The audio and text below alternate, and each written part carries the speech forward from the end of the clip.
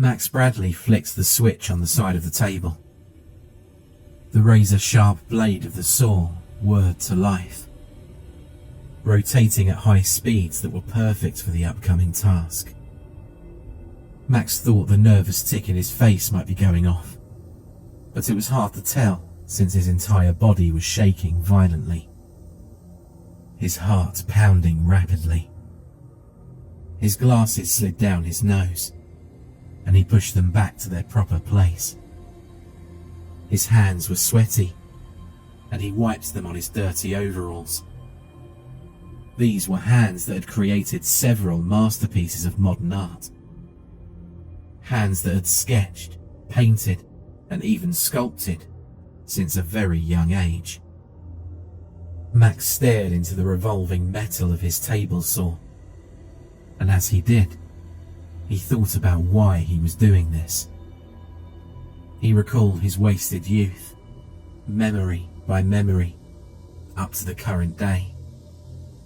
When Max was in middle school, he took his first art class. The teacher, Mr. Decker, a plump, greying man in his near 60s, had been educating students for nearly 30 years. He was soon shocked to find out that Max already possessed many qualities of a master artist. He was more than just better than the rest. This boy had true potential to be the defining pinnacle of future art. Of course, a conference was arranged with Max's parents, whose concern turned to delight as Mr. Decker described Max's talent. Max himself could still remember snatches of this conversation. The phrase, "never seen anything like it," as well as, "you ought to enroll him in advanced classes as soon as you can." Art was always something that had come to Max naturally. He simply knew many cardinal points right off the bat, such as using shadows to make an object on paper appear three-dimensional. Eileen Bradley, Max's mother, was a pigeon-breasted woman with the soft voice of an angel, whose prime ambition was always to impress her neighbours. Robert Bradley was a thin, unconfident man who was infamous among the local townsfolk for his bragging in an attempt to attract attention. It was the perfect mix. Max's parents could only encourage him, crooning endlessly on the magnificence of his works, which had expanded from school into their home. Art adorned their refrigerator and walls of their bedroom. Every time they had company, which was fairly often, the Bradleys would show them into their bedroom and boast of their son's talent. Max himself was always dressed nicely and waiting in the dining room. Eventually, when the Bradleys' guest had re-emerged, with Eileen and Robert on either side, he too would tell Max of what talent he had, and how he was sure to do great things. Because of this, Max grew up with the mindset that he was going to be a great artist. How could he not? Everyone who saw his works said it was profoundly good for one of such a young age. There was only one problem. Max didn't like art. Sure, Max loved receiving praise, but he found the act of creating pictures to be bluntly overrated and exceedingly boring. He never told anyone about this, for fear of it tarnishing his reputation. He only continued on with his craft. He began to build a massive mountain of inner lies that wasn't to be realized until several years later. Max's teenage years were spent in loneliness. He had no use for friends or consorting with girls. Both activities were a mere misuse of his time. He found his schoolwork to be pointless as well. How was learning anything other than art a means of bringing about his triumph? His parents encouraged this behaviour, agreeing with him at every turn. Neither Eileen or Robert had achieved good grades in high school, and for them, C's and D's were common ground. On weekends, hours passed by, with Max never coming out of his room. Inside, he painted feverishly, with an unlit cigarette clamped viciously between his teeth. He only allowed himself to smoke once the painting he was working on was complete. Sometimes it took him numerous sessions, and the butt of the cigarette was chewed away. But he kept telling himself that it was worth it. The mountain of lies grew every time Max stamped out the burning light of a hand-rolled cancer stick. After barely graduating high school, Max went off to the shabbiest college that money could buy, where he was determined to obtain his degree in art. He surfaced from his dorm room victorious and immediately began painting. His works were nothing short of a huge success. Every piece of work that he sold was compensated for in thousands of dollars. And yet, Max wasn't happy. His life had become an endless parade of things he didn't enjoy. Sketchbooks, pencils, paper, canvas and paintbrush. Every day he got up, ate, created art, and went back to sleep. He had a maid, Frances, who took care of his house and cleaning. The only thing he ever had to do was paint, sketch and sculpt. He used trips to the supply and grocery store as an excuse to take the day off, making his outings far longer than they had to be. But there was the constant demand for his art, and eventually, he'd always find himself back in the same place.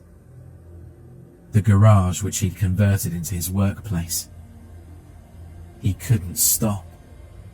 He was pressured by everyone he'd ever known. Max's agent was always there, like a leech that had attached itself to a particularly tasty victim. He never let up in his constant attempts to force Max to work harder, faster and better. But that wasn't the worst of it.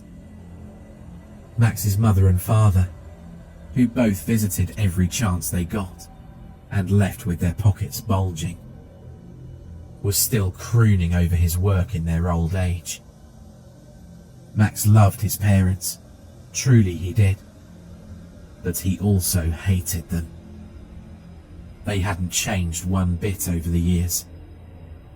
Sure, Eileen's skin had gone from unblemished to withered, and Robert's hair from dark blonde to stark white.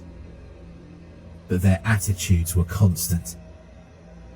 In the nursing home where the Bradleys were housed, they prattled on to their neighbours at lunchtime, telling of their artist son, who was quietly making millions in his mountainside home in Boone. Then, they would ask what their grandsons and granddaughters were doing with their lives, only for the pleasure of watching these said neighbours squirm. Max closed his eyes, and then opened them again, looking into the blade of the saw. There was a way to end the parade of misery his life had become, but it wasn't going to be easy. Rather, it would be painful, and it would be the cause of many shed tears. But it was a way out, an escape route that was desperately required. There was no other option.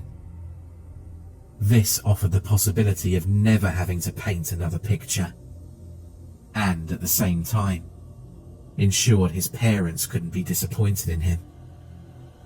He stuck his hand out tentatively, like a man attempting to catch a live tiger snake. Still, he had his doubts. Don't worry, he reminded himself. You mentioned to Frances you were going to be doing some woodwork. This'll look just like an accident. Don't worry. But really, Max wasn't worried about the authenticity with which his accident would occur, but instead, the agony that was sure to come with it. Don't think about it, Max said aloud, talking to himself. Don't think, Max. Don't think. Just do. With that, he stared down at the saw one more time. Then, he closed his eyes and thrust both his hands onto the blade as hard as he could. The teeth of the cutting edge began to gnaw through Max's flesh and fingers. The sound the motor made changed a little, going from a constant hum to a grating whine as bone was encountered. Max stood there, eyes shut tight, with tears of anguish creeping out through his crevices. The sensation of overwhelming torment was almost unbearable. And yet, Max remained steadfast, even as a cloud of his own blood began to darken his already red and puffy face. He was determined to finish this, once and for all. Don't scream, Max's brain was yelling at him. Whatever you do, don't scream just yet. The job isn't done. Then, there was a release, as the saw completed its grisly work. Max stumbled backwards, with knees about to collapse from weakness, looking at his new hands. Hands that would never paint, draw, or sculpt again. 6 of his 10 digits had been removed, the middle 3 on his left hand, and the last 3 on his right. In their place were now 6 jetting stumps. All of them were straining desperately in every direction, as if trying to move their lost fingers, which lay on the table several feet away. It was an accident, a horrible accident that would render his hands almost completely useless. At least, that's what Max's parents and agents would hear. Now, his mind seemed to say, now you can scream. And scream he did. Max screamed so loudly, he thought he must have woken up the entire neighborhood. And he was perfectly okay with that. He wanted the world to know of his suffering. It wasn't long before he heard the pattering of footsteps from Frances, the maid, coming down to help him over his clamour. In the moments before Max passed out from shock and blood loss, he did something very peculiar. He closed his mouth, silencing his shriek. Then, he opened it again and began to laugh with joy. For the first time in his life, Max had a real chance at happiness.